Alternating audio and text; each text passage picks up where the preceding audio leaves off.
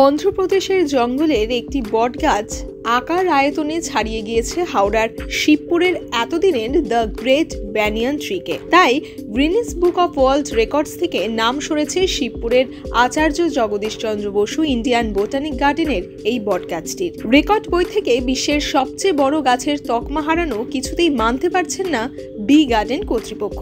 তাদের যুক্তি, জঙ্গলের মধ্যে বটগাছটি এলোমেলোভাবে বেড়ে উঠেছে, তাই সেটিকে আপাতভাবে বড় বলে মনে হতে পারে। কিন্তু বি গার্ডেন কর্তৃপক্ষের ধারণা, শাখার সংখ্যা ও ব্যাপ্তির বিচারে হাওড়ার বটগাছটি বড়। তাই অন্ধ্রপ্রদেশের যে বটগাছটিকে বড় বলা হচ্ছে তা মাপতে এবং কোন যুক্তিতে সেটিকে বড় বলা হচ্ছে তা খতিয়ে দেখতে শীঘ্রই একটি বিশেষজ্ঞ দল পাঠানোর সিদ্ধান্ত নেওয়া হয়েছে বলেই জানিয়েছেন শিবপুরের বোটানিক গার্ডেনের জয়েন্ট ডিরেক্টরস দেবেন্দর সিং। বিশ্বের প্রায় সবকটি মহাদেশ থেকে গাছ এনে এই বাগান সাজানো হয়েছিল ব্রিটিশ আমলে, আর তারপর একাধিক বিধ্বংসী ঝড়ে এই বাগানের বহু গাছ উপড়ে গিয়েছে। উদ্যানে অন্যায়ভাবে গাছ কাটা হচ্ছে বলেও অভিযোগ উঠেছে বিভিন্ন সময়ে। নানা উত্থান পতনের মধ্য দিয়ে চলেছে দেশের গর্ব এই জাতীয় উদ্যান। এই সবেরই সাক্ষী এই বটবৃক্ষ।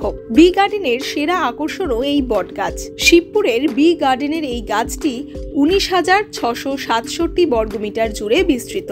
অন্ধ্রপ্রদেশের যে গাছটি গ্রিনিস বুক অফ ওয়ার্ল্ড রেকর্ডসে নাম নথিভুক্ত করেছে তার ক্ষেত্রফল 21,000 বর্গমিটার। ক্ষেত্রফলের বিচারে গাছটি বড় বলে দাবি করা হলেও দেবেন্দর সিং বলেন, অন্ধ্রপ্রদেশের গাছটি আঁকাবাঁকাভাবে ছড়িয়ে রয়েছে, কিন্তু আমাদের বাগানের গাছটি মোটামুটি বৃত্তাকারে ছড়িয়ে রয়েছে। আমরা বৈজ্ঞানিকদের ওখানে পাঠাচ্ছি, তারা পুঙ্খানুপুঙ্খভাবে সবকিছু খতিয়ে দেখবেন, আর তারপরে আমরা আবার নতুন করে আবেদন করব।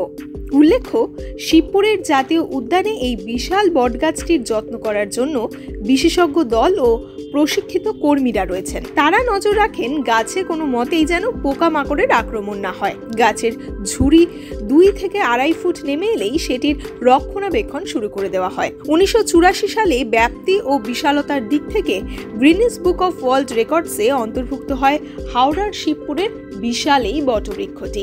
একদিকে জনবসতি থাকায় তখন থেকেই জাতীয় উদ্যানের অন্য অংশে গাছটিকে বেড়ে ওঠার সুযোগ করে দেওয়া হয়েছিল।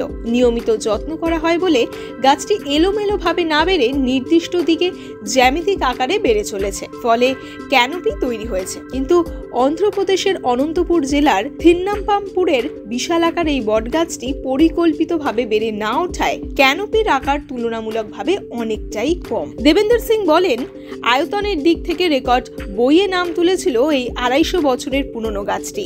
দ্য গ্রেট ব্যানিয়ান ট্রির শিরোপাও পেয়েছিল। সেই তকমা এখন আর রইল না। এই গাছের বদলে নাম উঠছে অন্ধ্রপ্রদেশের বিশাল বট গাছের। কিন্তু আমরা যদি গাছের শাখার কথা বিবেচনা করি তাহলে দেখব এখানকার গাছে 5,000-এর বেশি শাখা রয়েছে। অন্ধ্রপ্রদেশের গাছে শাখা 5,000-এর কম। দ্য গ্রেট ব্যানিয়ান ট্রির শিরোপা ফিরে পেতে আপাতত তাই বিশেষজ্ঞ দলেই ভরসা রাখছেন বি গার্ডেন কর্তৃপক্ষ।